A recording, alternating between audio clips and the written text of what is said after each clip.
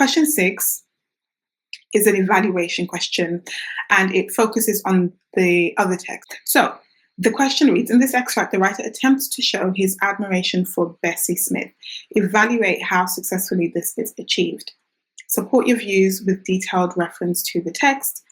15 marks. So this question, same as question 3, is worth 15 marks.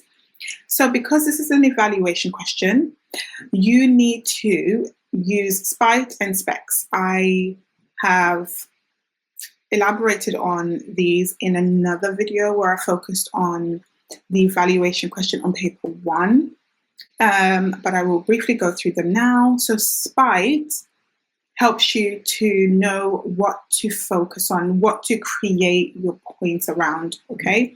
So SPITE focuses on settings, people, ideas, themes, and events, okay? So when you are evaluating, you are not simply looking out for language and structure techniques and analyzing them. You're evaluating how the text has successfully achieved whatever the question is asking you to focus on, okay? In this instance, we are expected to focus on the writer's admiration for Bessie Smith. So you can create your points, okay, around whether maybe the writer has used the setting to highlight his admiration for her, whether the mention of specific people or the ideas, themes, etc. Okay? And then SPECS refers to the language that you will use to indicate evaluation. Okay? So SPECS helps you to remember the following: successfully, powerfully, effectively, creatively, skillfully. Okay? There are other ones that you can use, like convincingly, aptly, but these 5 give you a good foundation of adverbs, evaluative adverbs that you can remember and again indicate that you're evaluating. If you don't evaluate and you simply analyze techniques as if you're answering question 3, you cannot get more than 6 marks, okay? So this first bullet point is pointing to things that help you to differentiate between the analysis skills that are needed for question 3 and the evaluation skills that are needed for question 6, okay? So evaluating means you need to make a judgment about how well the writer has done whatever the question is asking you to focus on, okay? Always aim to say the writer has been successful, okay? It's much easier to do that than it is to try and criticize, oh, the writer hasn't done this so well. Sometimes it works, but most of the time, to be on the safe side for this question, just evaluate that the writer has been successful and just look for evidence and explain why they are successful, okay? Right, the rest of the points are basically the same as question 3. You read the question carefully, highlighting keywords, read the extracts, okay? The quotes that you pick, do look for language and structure techniques within them, okay?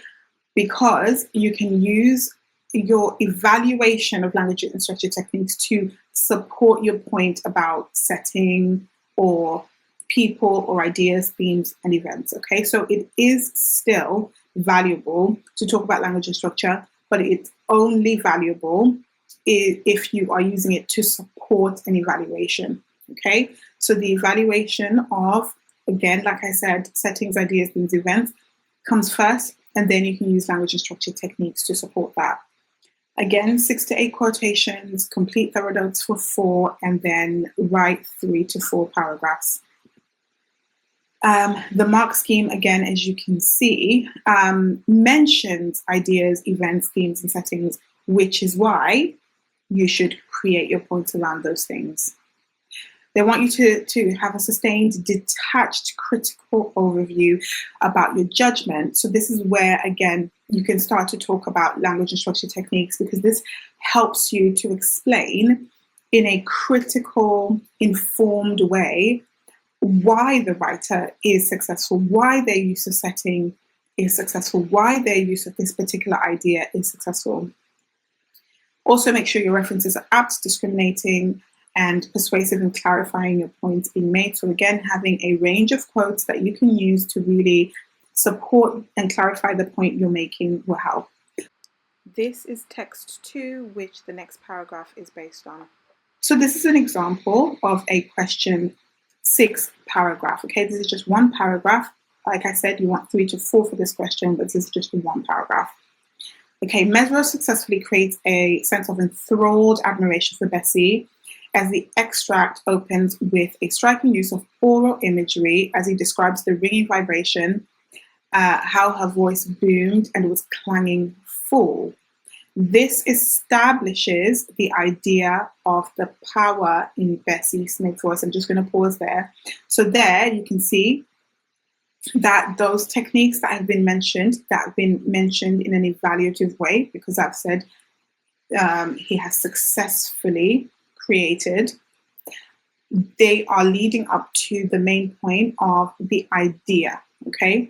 They establish the idea of the power in Bessie Smith's voice. So the focus on the idea is, again, as we noted, mentioned in the mark scheme, one of the things that you can focus on, okay? Which the writer develops convincingly, another evaluative adverb, using the adjectives walloping and throbbing, which suggests that her voice commanded attention with an added connotation of violence, suggesting her voice was ruthlessly superior and attracted admiration by force. So we can see that word admiration popping up again because it's the focus of the question. That's what the question is asking you to evaluate. Furthermore, Mesro concludes the paragraph with a powerful metaphor as he describes her voice as a flamethrower. Once again, this suggests that his admiration was involuntary, as the power of her ability was so good, people were hypnotized.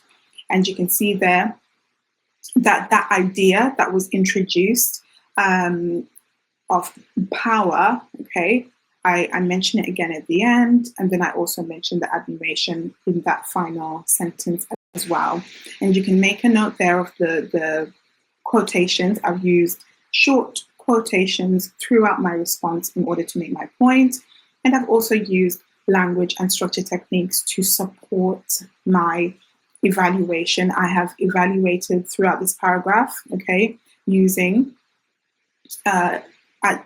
evaluative adverbs such as successfully and convincingly, okay? So I'm covering my evaluation basis there, okay?